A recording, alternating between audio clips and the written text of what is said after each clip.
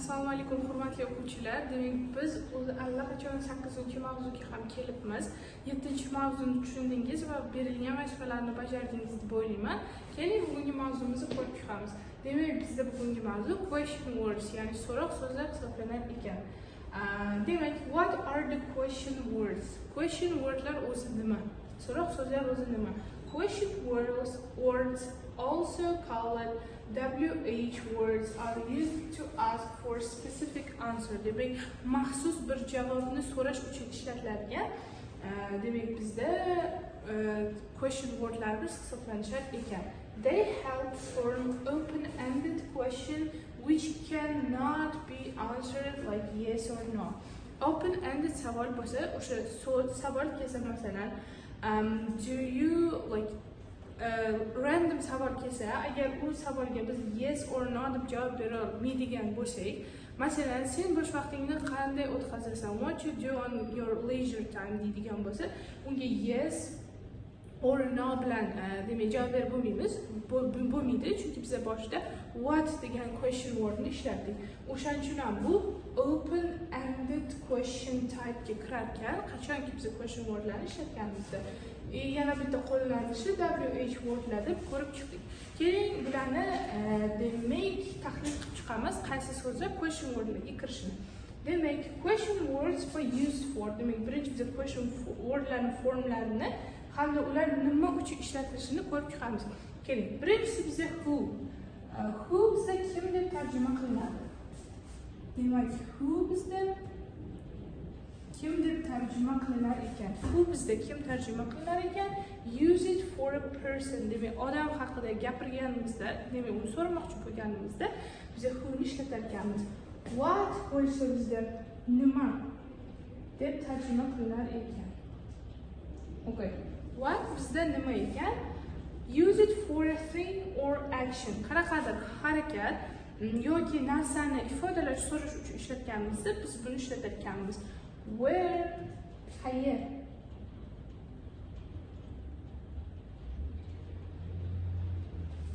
Where, qayer ekan. Use it for a place. Demak, joyni so'rash uchun ishlatar ekanmiz. Keyingisi when bizda when qachon deb tarjima qilinadi. When bizda qachon deb tarjima qilinar ekan. Bu esa time ga nisbatan ishlatiladi. Use it for a time. Masalan, when you come to school, sen maktabga qachon kelasan? Vaqtini so'rash uchun ishlatamiz. Why? Because bilan sinonim bo'lar ekan, nimaga degan demak translationi bizda nimaga bo'lar ekan. Why deb demak question word ishlatganimizda biron nimani sababini so'ramoqchi bo'lamiz. O'shaning uchun use it for a reason. Sabab uchun ishlatiladi deb keltirilgan. How esa qanday? How bizda demak qanday. How bizda qanday deb tarjima qilinar ekan? A way or method. How can you speak in English like this? Sen ingliz tilida qanday bunaqa gapira olasan?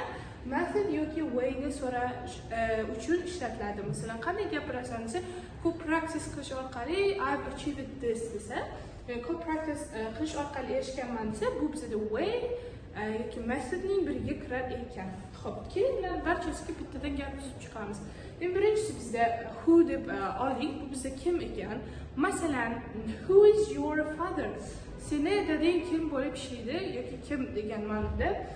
Demak, bizda bu question ketar ekan. Ikkinchisi bizda nima translationi bo'lib, bu bizda what deb demak question wordimiz hisoblanar ekan. What do you do in the evening? Sen kechki nima qilasan? Keyingisini ko'ramiz. Keyingisi bizda qayer, where do you go to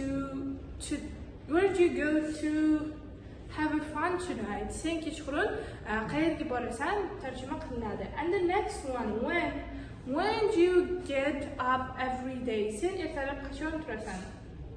Keyingisi because ga demak translation bo'ladigan bizda why ekan.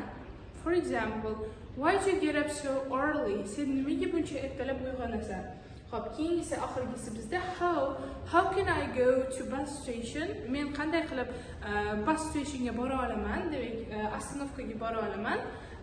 Demak, bunda qaysi yo'l orqali degan like turimizga to'g'ri kelar ekan. Xo'p, demak biz keyin bularni ko'rib chiqqan bo'lsak, so'zlar bilan tanishib oldik. Keling ularni how can be combined with other words. Boshqa so'zlar bilan qanaqa kombinatsiya bo'lishini ko'rib chiqamiz. Xo'p, demak biz birinchisi how old. For example, how old are you? Sen necha yoshdasan? Necha. Necha deb tarjima qilinadi ekan. How old bizda necha ekan? Ikkinchisi how many. How many books do you have? Qancha? How many books do you have? Sening qancha kitoblaring bor? Keyingisi how much. Bu ham qancha deb tarjima qilinadi.